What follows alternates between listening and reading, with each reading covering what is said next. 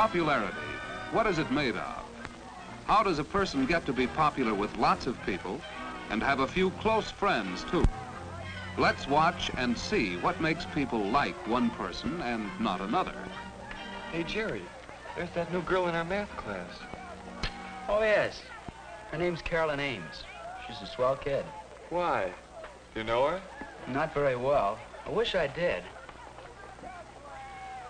I don't know what it is, but there's something about her you like. Well, she always looks nice to start with. Yeah, especially when you compare her with some of the weird characters in this place. Yoo-hoo! Ginny thinks that she has the key to popularity, parking in cars with the boys at night. When Jerry brags about taking Ginny out, he learns that she dates all the boys, and he feels less important. What about Ginny?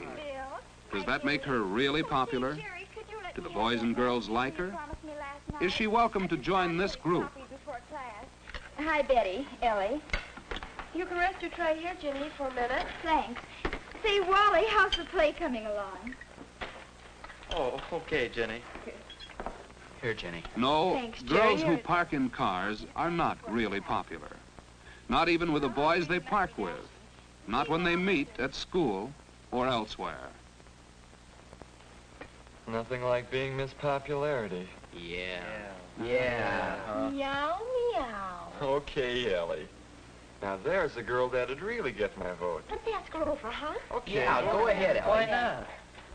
Now, why do they invite Carolyn to join their group when Ginny wasn't welcome? Is it because they like the way she looks and dresses? Because she seems as interested in girls as in boys? Because they've heard no scandal about her? I guess you know everybody, don't you, Carolyn? Hi. Well, I've seen you around.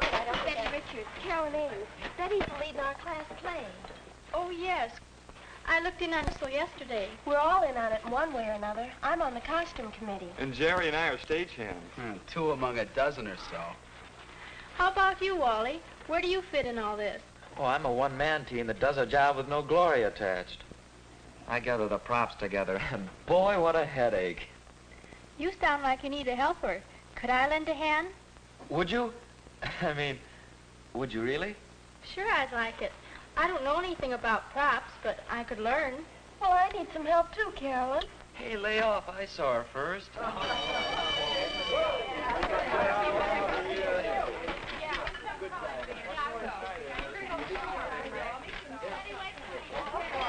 Say, we ought to get together and talk over those props a little. Could you meet me backstage at 3:15? Oh, that'd be fine, Wally. See you at rehearsal. I think maybe I'll take Carolyn to the dance Saturday night. Well, better go ahead and ask her if we could work out a double date. Ah, Saturday's soon enough.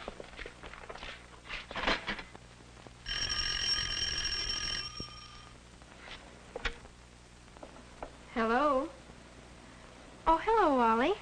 I was wondering if you'd like to go to the Strand to see a movie Saturday night, and then go over to Teen Town, maybe. Well, yes, Or if you'd rather go with the gang on a skating party and weenie roast. We'd have to leave earlier for that, though. But we get home at a decent time. Oh, the skating sounds like loads of fun. Wally has used a lot of common sense in putting the invitation this way. It shows he has thought about what Carolyn might like, and he has implied his price range, so she will have some idea of what he can afford when she makes her choice. Carolyn likes it better this way, too. It's doing the girl no favor to leave it entirely up to her. It puts her on a spot. All right, Wally. On Saturday at 5, then. Bye. Well, that phone call didn't go on for hours. A pretty sensible attitude toward telephone conversations. Carolyn keeps a date calendar. Not a bad idea. She'll never have the embarrassment of forgetting a date or of being ready an hour too late. That's a good note to write yourself any night, but especially when you're getting ready for a date.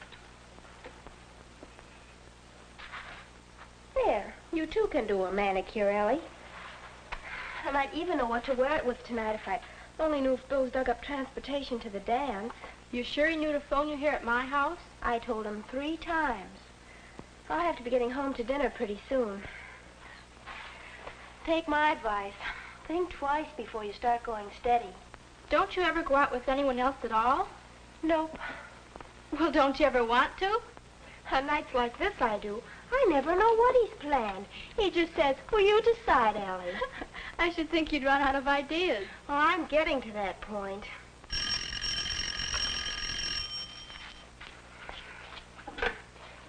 Hello? Oh, hello, Jerry. Oh, the props are coming along all right. That's good. Hey, Carolyn, how about a date? Well, I don't know, Jerry. When did you have in mind? Well, what are you doing tonight? I'm awfully sorry, but I have a date for tonight, Jerry. Tomorrow? No, I'm sorry. Well, call me early next week, Jerry. Okay, Carolyn. Thanks a lot just the same. Goodbye. Can you imagine that, Ellie? He wanted a date for tonight. Sounds like you're asking her so late went over like a lead balloon, Mother. Maybe so. Well, let's see what else we can do about tonight. No, it isn't too promising for Jerry.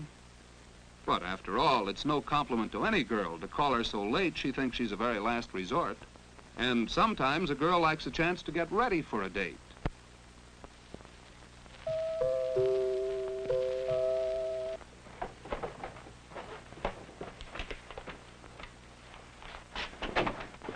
Hello, Wally. Come on in. Hello yourself. Gee, look at you, all ready and right on time, too. That's a good deal. Thanks. Mother, are you busy? I'd like you to meet my father. Dad, this is Wally Johnson. Well, hello, Wally. How do you do, Mr. Ames? Here I am, darling. And I suppose this is Wally. That's right, Mrs. Ames. How do you do? Well, it's nice meeting you. Oh, excuse me a second. I forgot my scarf. I'll be right back. Don't let me interrupt your eating, Mr. Ames. Well, thanks, Wally. I was just looking into the world of events before we go to dinner. I tricked him into taking me out tonight. I understand you're having a little trouble with the props for the play. Oh, not too many now. Much as I hate to admit it, though, Carolyn has hunted down a lot of things that we couldn't find anyplace. Here I am, all set. Oh, Carolyn, I made some brownies today. Maybe you and Wally would like some when you get back. There's some milk in the icebox, too, isn't there? How does that sound? Gee, that sounds good. We'll take you up on it, Mrs. Ames. Thanks. Carolyn and her mother have found one way a girl can repay a boy for entertaining her. A bite to eat at her house will save him money. Perhaps they'll bring another couple home with them. That would be fun. Folks know when we'll be home? We'll be home before 11, Mother. Wally and Carolyn are saved the embarrassment of the argument about coming in at night. That was settled before Wally arrived. The hour was decided after considering such things as where Carolyn and Wally are going on their date, whether tomorrow is a school day, and how many dates she has had recently. Do you have your key, dear? The family knows Carolyn will stick to her word. All right. Have fun, you two. I'll take good care of her, Mrs. Ames. Bye. Bye. Goodbye. Goodbye. Wally felt at ease with Carolyn's parents and will be eager to return to her home. They liked him, too. He is proud to be with Carolyn because she looks well, is friendly with everyone, and is considerate of their feelings. She likes him for these same reasons, and also because he is fun to be with. Home, parents, and personality all help boys and girls to be popular.